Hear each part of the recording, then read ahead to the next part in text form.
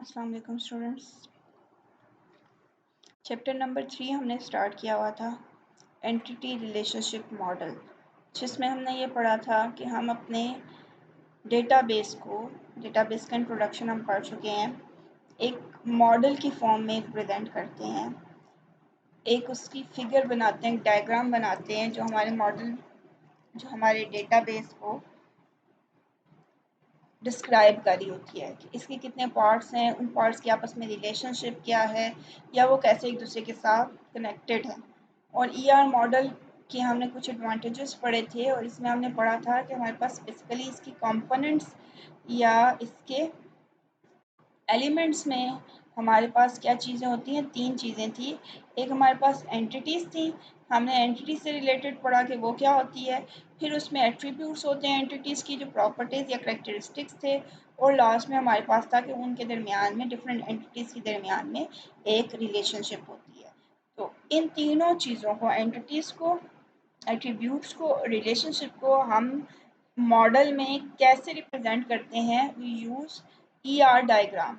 ER diagram हम कैसे बनाते हैं, ये इसके कौन कौन से कंपोनेंट्स हैं, ये आज हमने पढ़ना है। तो ईआर डायग्राम में भी वही तीनों चीज़ें रिप्रेजेंट होंगी जो हमने ऊपर पढ़ी, कि जो एलिमेंट्स हैं, जो पार्ट्स हैं हमारे पास एक ईआर रिलेशनशिप के मॉडल, ईआर मॉडल के, उसमें सबसे पहले आ जाता है एंटिटी।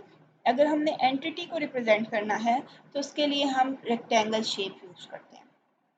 एक डायग्राम बनानी है बेसिकली, जैसे आप चार्ट्स बनाते हैं या फिगर्स बनाते हैं। तो एंटिटी को रिप्रेजेंट करने के लिए हम क्या बनाते हैं, एक रेक्टेंगल की शेप बनाते हैं और उसके अंदर उसका नाम लिख देते हैं। अगर ये एंटिटी टीचर है तो इसके अंदर हम लिख देंगे कि ये किसको रिप्रेजेंट कर रहा है, टीचर को। अगर ये स्टूडेंट है तो हम लिख देंगे स्टूडेंट को। अगर ये कार एक एंटिटी है तो यहाँ पे हम लिख देंगे कार। अगर कोई स्कूल है तो हम यहाँ पे लिख देंगे स्कूल। तो एंटिटी के लिए जो डायग्राम आप यूज़ करते हैं वो क्या है, रेक्टेंगल। अब एंटिटी में भी हमारे पास डिफरेंट टाइप्स होती हैं एंटिटी की। तो अगर हमारे पास यहाँ पे सिंपल एंटिटी है तो उसके लिए हम एक रेक्टेंगल यूज़ करेंगे और इसको हम स्ट्रॉन्ग एंटिटी भी बोलते हैं, जब हमने एक सिंगल रेक्टेंगल में लिखी होती है। और अगर हमारे पास वीक एंटिटी है, ये क्या होती है, ये भी हमने आगे पढ़ना है कि एंटिटीज़ की ये टाइप्स हम कैसे डिफाइन करेंगे कि वो स्ट्रॉन्ग एंटिटी है या वीक एंटिटी है। तो इनको लिखने के लिए, स्ट्रॉन्ग एंटिटी के लिए हम क्या यूज़ करते हैं, रेक्टेंगल। और अगर हमारे पास वीक एंटिटी हो तो हम डबल लाइन ट्राइंगल यूज़ करते हैं। ये देखिए, एक ये इनर लाइन है और उसके बाद ऊपर एक और लाइन है। ये रिप्रेजेंट कर रही है कि हमारी एंटिटी जो है वो क्या है, वीक एंटिटी है। और उसके बाद जो नेक्स्ट हमारे पास एक और टाइप ऑफ एंटिटी होती है, उसमें हमारे पास आ जाती है एसोसिएटिव एंटिटी। अब एसोसिएटिव एंटिटी क्या है ये हम पढ़ेंगे, लेकिन इसको रिप्रेजेंट करने का मेथड हमारे पास ये है कि हम रेक्टेंगल के अंदर डायमंड शेप शो करते हैं, ठीक है। और that diamond shape represents basically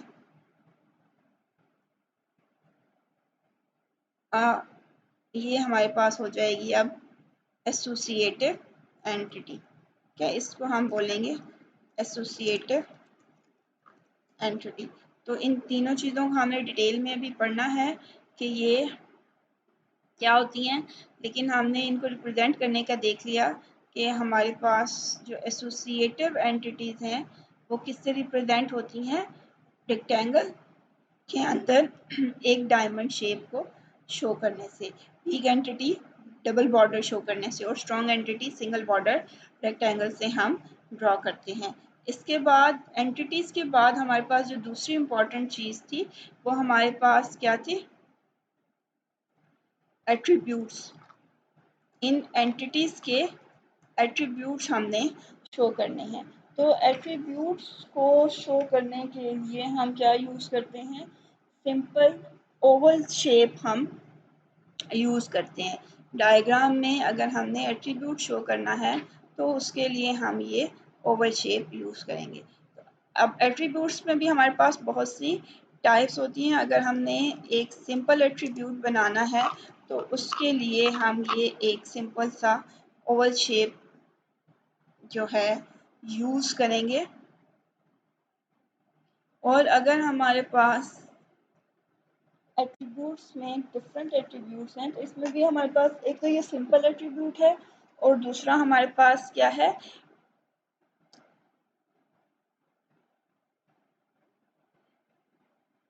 multi valued attribute.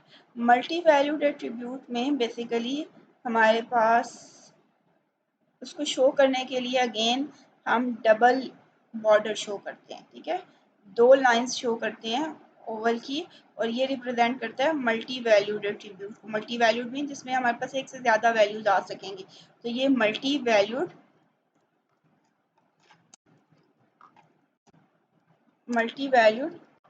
Attribute है। इनकी हम डिटेल अभी पढ़ेंगे नेक्स्ट आज के लेक्चर में।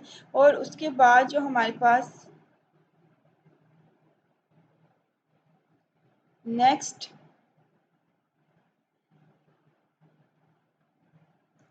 एट्रीब्यूट है वो है डिराइव्ड एट्रीब्यूट।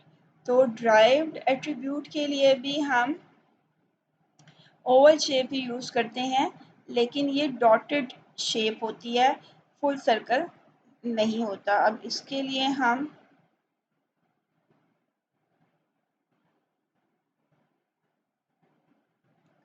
यहाँ पे हमने डॉटेड ओवल शेप यूज़ करनी है टू ड्रा अ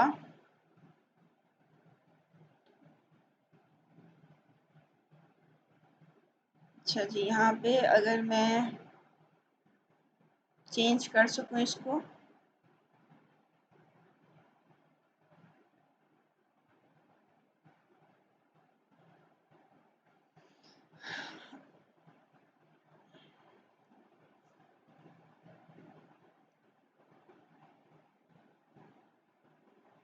देखिए ये शेप, अच्छा ये देखिए हमने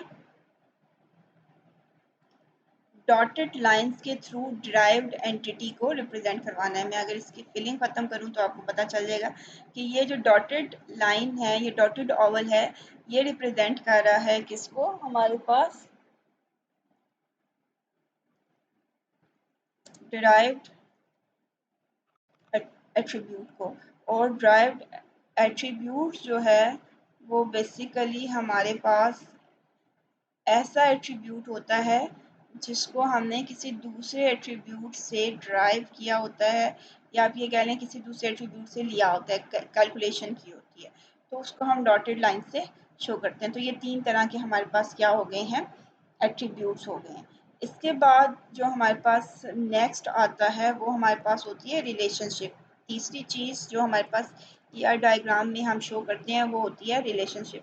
तो रिलेशनशिप को शो करने के लिए हम डायमंड शेप यूज़ करते हैं।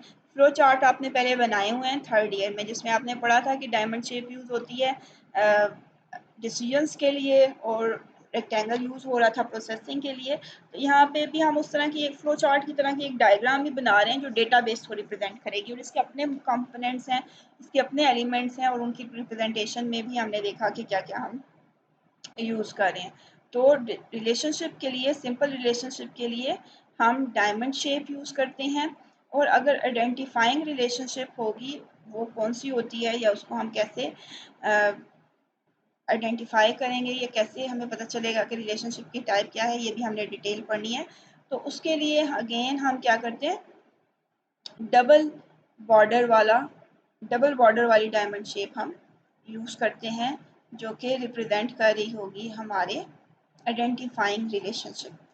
तो ये डिफरेंट टाइप्स ऑफ रिलेशनशिप्स हैं, डिफरेंट टाइप्स ऑफ एट्रीब्यूट्स हैं, और डिफरेंट टाइप्स ऑफ एंटिटीज़ हैं जिनको हम रिप्रेजेंट कर सकते हैं अपनी डायग्राम में, अपने ईआर मॉडल में। और अब इनको हम कैसे बनाते हैं, अब रिलेशनशिप की भी डिफरेंट टाइप्स होती हैं, इनको हम डिटेल में आगे पढ़ेंगे। ओके, इसके बाद हम जब रिलेशनशिप्स बनाते हैं तो हमारे पास मैंडेटरी रिलेशनशिप्स होती हैं। ओके, टाइप्स को हम बाद में पढ़ते हैं, जो बाकी फिगर्स आपकी बुक में इस चैप्टर में बनी हुई हैं उनको हम, क्योंकि आगे जब डिटेल पढ़ेंगे तो आपको समझाना ज़्यादा इजी रह जाएगा। अब इनको हम कैसे यूज़ करते हैं, या जो टाइप्स हमने पढ़ी हैं वो कौन कौन सी हैं। सबसे पहले हम एट्रीब्यूट की टाइप्स पढ़ लेते हैं, जो नेक्स्ट हमारा टॉपिक है कि सबसे पहले सिंपल एट्रीब्यूट कौन सा होगा। सिंपल एट्रीब्यूट हमारे पास जो एटॉमिक वैल्यू होती है, जिसमें कोई एक वैल्यू आ रही होती है, ठीक है। Simple attribute, simple attribute smaller component होता है। जैसे स्टूडेंट एक एंटिटी है जिससे रिलेटेड कोई इंफॉर्मेशन अगर हमने स्टोर करनी है, तो रोल नंबर, ये इसका सिंपल एट्रीब्यूट है। इसमें एक फिक्स वैल्यू आनी है जो कि ना तो चेंज हो सकती है और ना ही वो वैल्यू फर्दर डिवाइड हो सकती है। रोल नंबर एक ही होगा, उसको आप फर्दर पार्ट्स में डिवाइड नहीं कर सकते। और उसको रिप्रेजेंट करने के लिए हमने क्या पढ़ा था कि हमारे पास एक ओवल शेप होती है और यहाँ पे डायग्राम उन्होंने बनाई है पर्सन की।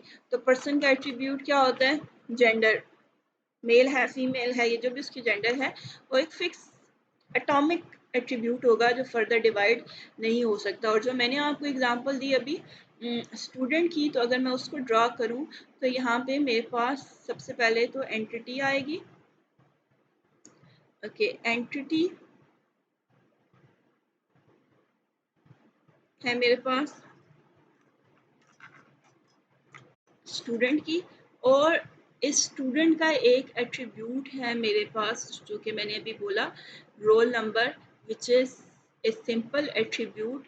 तो मुझे इसको रिप्रेजेंट करने के लिए कि ये एक एंटिटी है और इसके एट्रीब्यूट को रिप्रेजेंट करना है, तो हमने पढ़ा था कि अभी पढ़ा है कि एट्रीब्यूट के लिए हम ओवल शेप यूज़ करते हैं। तो मैं यहाँ पे एक एट्रीब्यूट बनाऊंगी और वो एट्रीब्यूट क्या है इसका,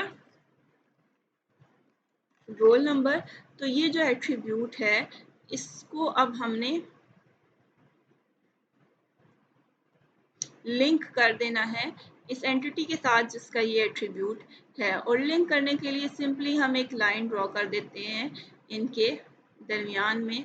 देखिए मैंने स्टूडेंट से रोल नंबर में, क्या दिस ये रिप्रेजेंट कर रहा है ईआर डायग्राम में कि एक एंटिटी है, रेक्टेंगल शेप बता रहा है कि ये एंटिटी है और ओवल शेप बता रही है कि ये इसका एट्रीब्यूट है। और ये सिंपल एट्रीब्यूट है बिकॉज हमने सिंपल एट्रीब्यूट वाली शेप बनाई है। और ये स्ट्रॉन्ग एंटिटी है क्योंकि हमने इसमें रेक्टेंगल सिंपल वाला बनाया है। उसके बाद हमारे पास सेकंड जो आ जाता है वो आ जाता है कंपोजिट एट्रीब्यूट। तो कंपोजिट एट्रीब्यूट बेसिकली एक ऐसा एट्रीब्यूट होता है जिसको हम फर्दर पार्ट्स में डिवाइड कर सकते हैं, जिसमें डिफरेंट वैल्यूज आ जाती हैं। तो यहाँ पे एक बहुत सिंपल सी एग्जांपल दी हुई है विच इज़ एड्रेस। तो कंपोजिट अगर एट्रीब्यूट होगा, जैसे मैं यहाँ पे एक एट्रीब्यूट ड्रा करती हूँ विच इज़ एड्रेस।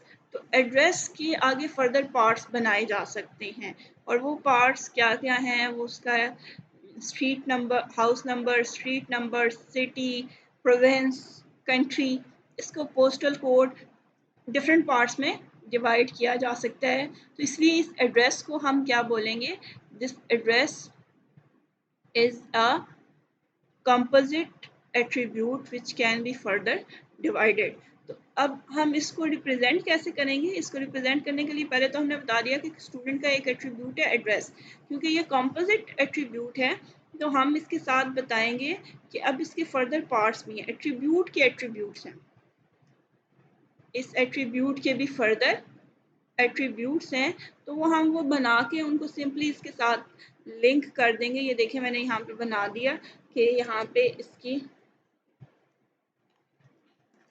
सिटी है, यहाँ पे मैं लिख देती हूँ कि स्ट्रीट नंबर है और यहाँ पे हम लिख देते हैं कि कंट्री है। तो इन सारी चीज़ों को जब हम मेंशन करते हैं तो ये हमारे पास क्या बना शो करेंगी, ये शो करेंगी कि हमारे पास एक कंपोजिट एट्रीब्यूट है। और फिर इसी तरह हमने यूजिंग अ लाइन इनको लिंक करना है कि ये किसके एट्रीब्यूट्स हैं, ये एड्रेस के एट्रीब्यूट्स हैं, ये एड्रेस के पार्ट्स हैं। तो ये हमारे पास मेथड होता है कंपोजिट एट्रीब्यूट को रिप्रेजेंट करने का कि अगर एक एट्रीब्यूट के फर्दर पार्ट्स हैं तो आप एट्रीब्यूट वाली शेप्स के थ्रू ही उनको साथ मेंशन कर देते हैं। इसके बाद आपके पास आ जाता है सिंगल वैल्यू एट्रीब्यूट जिसमें सिर्फ एक ही वैल्यू आ सकती है, और ये भी हमने सिंपल एट्रीब्यूट में भी पढ़ा है। ठीक है, जैसे अभी हमने पढ़ा, जैसे ये एड्रेस है ना, तो ये सिंगल वैल्यू नहीं है, इसमें हमारे पास ये एक वैल्यू तो एक ही होगी लेकिन उसके डिफरेंट पार्ट्स होंगे, तो हम इसको कहते हैं कि ये कंपोजिट एट्रीब्यूट है। रोल नंबर के ना तो पार्ट्स हैं और ना ही एक से ज़्यादा रोल नंबर जिसमें आ सकते हैं। एक स्टूडेंट का एक ही रोल नंबर होगा और वो एक ही पार्ट पे होगा, तो इसलिए ये सिंपल एट्रीब्यूट है। अगर मैं मल्टी वैल्यूड एट्रीब्यूट की बात करूँ तो ऐसे एट्रीब्यूट्स जिसमें एक से ज़्यादा वैल्यूज़ आ सकती हैं। ठीक है, सिंगल वैल्यू में एक वैल्यू आएगी लाइक रोल नंबर, और मल्टी वैल्यूड में क्या होगा, हमारे पास एक से ज़्यादा वैल्यूज़ आ रही होंगी। वो वैल्यूज़ हम यहाँ पे मेंशन नहीं करते, लेकिन हम ये लिखते हैं कि यहाँ पे ये जो शेप है ये रिप्रेजेंट कर रही है कि दिस एट्रीब्यूट में contain more than one values. अब क्या हो सकता है, लाइक अगर पर्सन है तो उसकी स्किल्स हो सकती हैं, उससे एक से ज़्यादा काम आ सकते हैं, और अगर स्टूडेंट है फॉर एग्जांपल तो उसके कोर्सेज हो सकते हैं कि वो एक वक्त में एक से ज़्यादा कोर्सेज को पढ़ रहा होता है। तो मीन इस रोल नंबर तो एक ही आएगा लेकिन कोर्सेज उसके ज़्यादा हो सकते हैं। ये देखें, अब ये जब मैं इन चीज़ों को डिफ़ाइन कर रही हूँ तो ये एक डायग्राम बनती जा रही है, और इस डायग्राम को ही हमने ER डायग्राम बोला है। फिलहाल तो मैं सिर्फ एक एंटिटी को डिस्क्राइब करने के डिफरेंट मेथड बता रही हूँ कि एक एंटिटी है, उसके डिफरेंट एट्रीब्यूट्स हैं, रोल नंबर, कोर्सेज और एड्रेसेस। रोल नंबर उसका एक सिंपल एट्रीब्यूट है, सिंगल वैल्यूड एट्रीब्यूट है, कोर्सेज मल्टी वैल्यूड एट्रीब्यूट है, जो एड्रेस है वो कंपोजिट एट्रीब्यूट है। और इन तीनों चीज़ों को रिप्रेजेंट करने के हमने मेथड डिफरेंट देखे हैं कि हम इनको किस तरह से रिप्रेजेंट कर रहे हैं टाइप्स ऑफ एट्रीब्यूट्स को। इसके बाद हमारे पास स्टोर्ड एट्रीब्यूट्स भी होते हैं, जो कि हमने डेटाबेस में हम जब इन्हें सेव कर देते हैं, जो डेटाबेस में जब मैं इस एट्रीब्यूट को सेव करूंगी तो ये बेसिकली क्या कहलाएंगे, स्टोर्ड एट्रीब्यूट्स कहलाएंगे। लास्ट टाइप हमारे पास रह गई है वो क्या है, ड्राइव्ड एट्रीब्यूट्स की। अब ड्राइव्ड एट्रीब्यूट्स बेसिकली क्या हैं, जिनको हम किसी दूसरे एट्रीब्यूट से खुद कैलकुलेट कर सकते हैं। हम यूज़र से नहीं पूछते कि इसकी वैल्यू दो, बल्कि हमारे पास एक इन्फॉर्मेशन मौजूद है, उसको यूज़ करते हुए हम कोई दूसरी इन्फॉर्मेशन एक्सेस कर लेते हैं। लाइक मोस्टली स्टूडेंट की जो डेट ऑफ बर्थ है वो यूज़र से स्टूडेंट से पूछी जाती है कि डेट ऑफ बर्थ बता दें। ठीक है, आपकी डेट ऑफ बर्थ जब पता होगी कॉलेज में, तो अब अगर डेट ऑफ बर्थ पूछ ली है, date of birth is simple composite attribute जिसमें डे, मंथ और ईयर आता है, इसलिए ये भी कंपोजिट में आता है। लेकिन इससे मैं एक और एट्रीब्यूट कैलकुलेट कर सकती हूँ विच इज एज। ठीक है, अब अगर मुझे यूज़र की या स्टूडेंट की एज पूछनी है तो एज इज़ अनदर एट्रीब्यूट, लेकिन इसके लिए मुझे इंफॉर्मेशन स्टूडेंट से नहीं चाहिए। मैं ये सिंपल एट्रीब्यूट की शेप यूज़ नहीं करूँगी, बल्कि मैं क्या यूज़ करूँगी, ड्राइव्ड।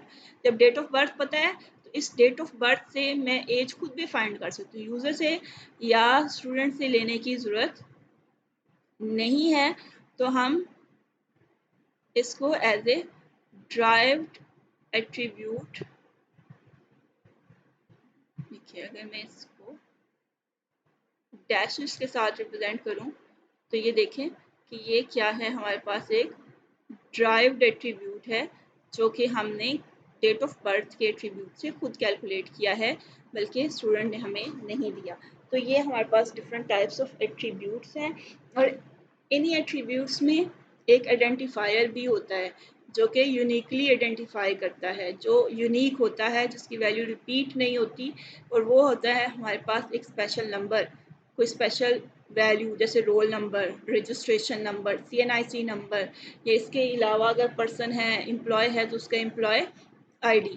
तो उसको रिप्रेजेंट करने के लिए आइडेंटिफायर को कि इन सारे एट्रीब्यूट्स में से स्टूडेंट के जो क्वालिटीज़ हैं, एक रोल नंबर है, उसके कोर्सेज हैं, डेट ऑफ बर्थ है, एड्रेस है, तो address, age, date of birth, courses ये रिपीट हो सकते हैं।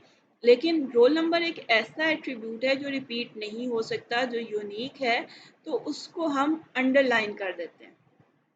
ठीक है, अगर मैं यहाँ से देखें तो जो यूनिक आइडेंटिफायर होता है, ऐसा एट्रीब्यूट जो यूनिक होता है, जिसकी वैल्यू रिपीट नहीं हो रही होती किसी दूसरी एंटिटी के लिए, तो हम उसको एज आइडेंटिफायर शो करते हैं। और उसका सिंपल मेथड है, हम नीचे अंडरलाइन कर देते हैं उसको। बाकी एट्रीब्यूट्स को अंडरलाइन नहीं किया हुआ, इसको हमने अंडरलाइन कर दिया, इसका मतलब है कि ये आइडेंटिफायर है।